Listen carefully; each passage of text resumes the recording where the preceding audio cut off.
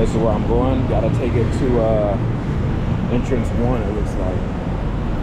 So I gotta see which one of these is entrance 1. Oh, it might be the other side. National City. Oh, platform 4. Okay.